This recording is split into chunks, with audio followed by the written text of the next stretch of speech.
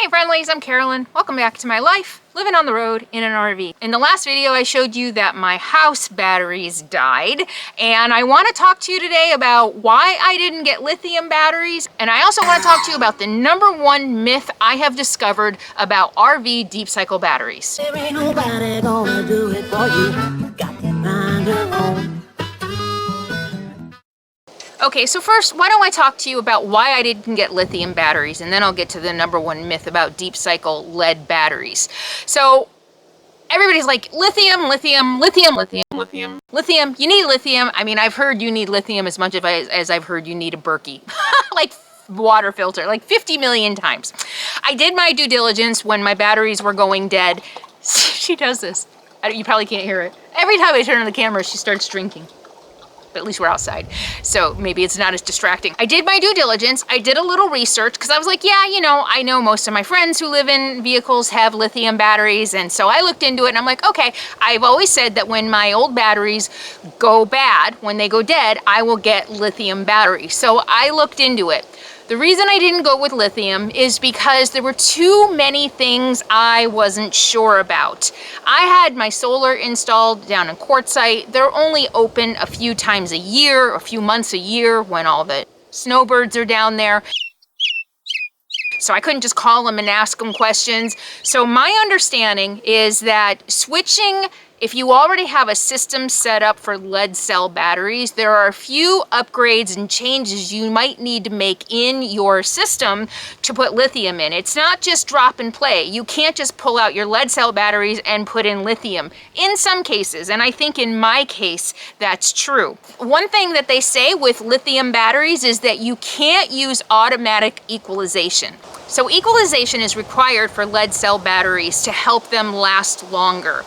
And what equalization does is it puts super high voltage through your batteries in order to keep the cells equal, to equalize the lead cells. You don't need that in a lithium battery. I'm pretty sure my solar system was set up, and my converters, everything that goes into my solar system, since it was set up for lead cell batteries, that was something I was concerned about, that it's set up for equalization. That's not something you need in a lithium battery, and it could harm your lithium battery.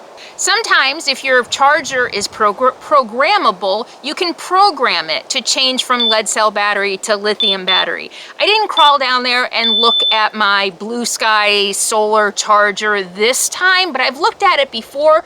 I don't remember anything in there that I can charge. I don't remember, there's no buttons. I think there might be like a reset button, but there's really nothing in there that I can change, that I can program to change the different type of battery that it's charging. So, you know, just kind of a recap. I've got solar on my roof, 260 watts of solar on my roof.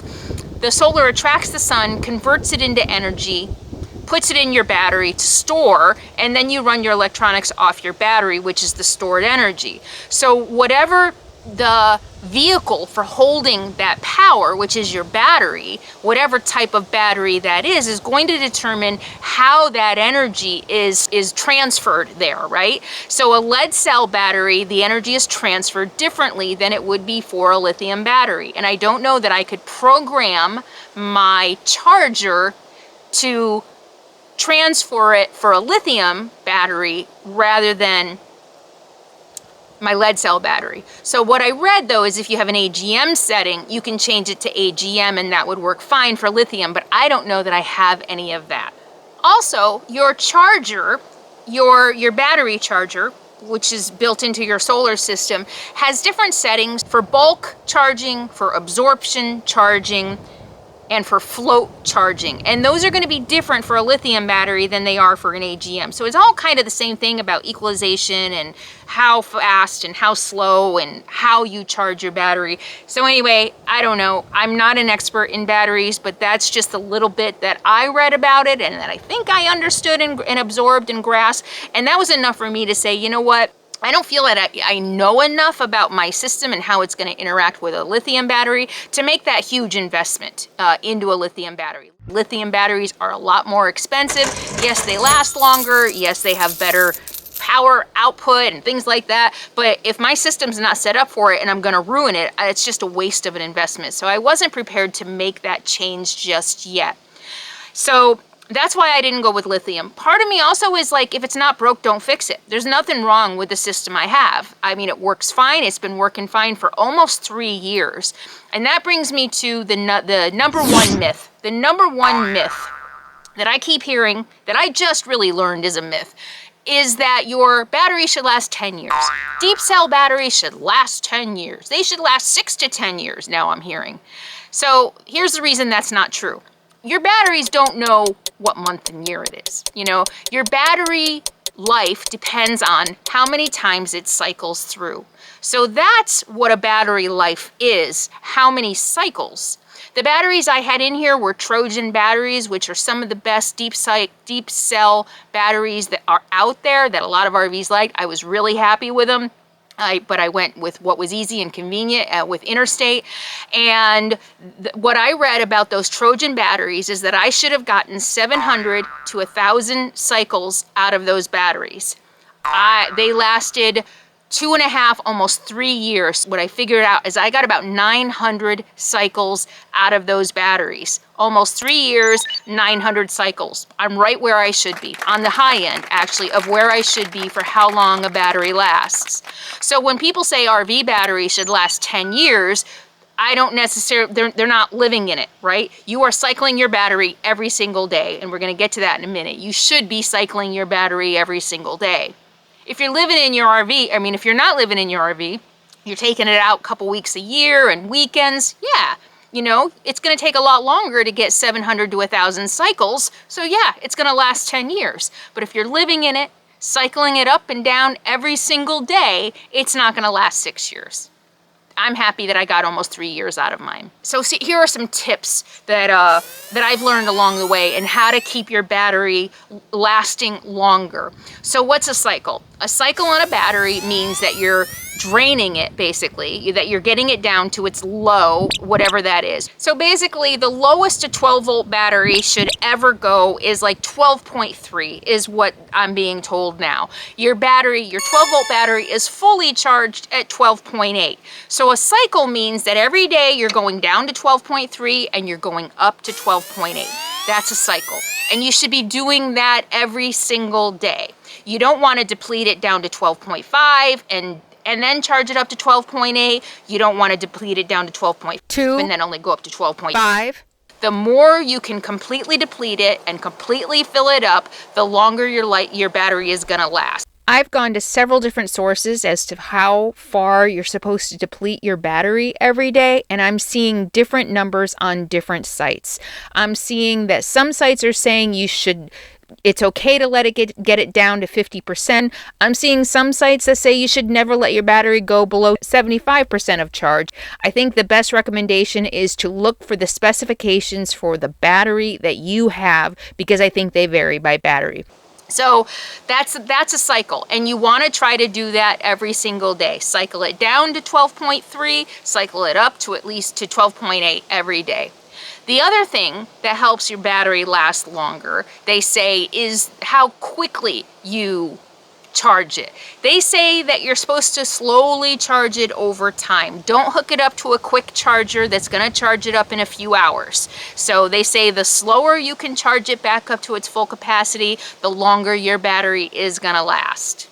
Now, I don't know how quickly or how slowly my battery is charging with my 260 watts of solar on the roof. On a full sunny day, it goes from 12.3 to 12.8 in a couple hours. So that might be part of the reason I didn't get 1,000 hours out of my battery. Not to mention, you know, I'm in conditions now where there's a lot of trees, where I have cloudy days. I am not fully discharging it and fully charging it every day, or I'm over discharging it.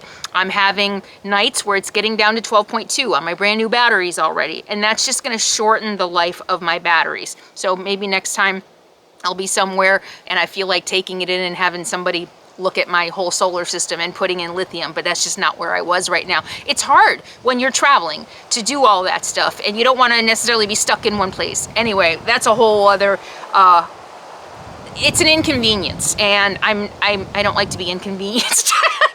You know, I'm just about going in and getting it done and moving on to the next thing, and that's me. That's not everybody, you know. So So I know batteries and electrics and all this are confusing. I try to simplify it, try to make it easy to understand because it's confusing for me. So I figure if I can, you know, talk about it in terms that I understand, hopefully you can understand too. But definitely just know that your battery is not going to last 10 years if you live in your vehicle. You're not. Maybe a lithium battery, I don't know, but what you want to count is cycles. You want to optimize your cycles, which is days. All right. I hope you found that helpful. I'm happy with my new batteries so far. They've been doing great. I was really happy with Interstate. Been very happy with them the couple times I've gone in there to help ask them questions, and I'm really happy with the batteries.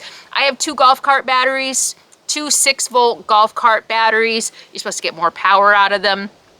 So they're working for me. I like them.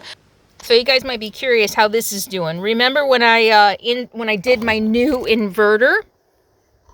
And I'll put a link up here, so that you can see that. You guys were really worried about this. What's it been? Several months? One thing I did is found a piece of plastic. This is actually one of those plastic cutting boards. And I put this in here to protect the wires a little bit. And they're doing fine. They're doing fine. They're crimped, but nothing is cutting through the wires. So me and my house batteries are doing just fine. So yeah, all right, I'll see you next time. Be sure to subscribe below if you want more real life, real talk, real.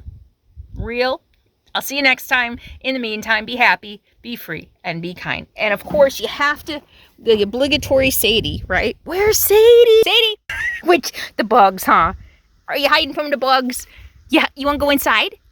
You want to go inside? We're done now. Now we've got to edit. Want to go sit with me? Come on.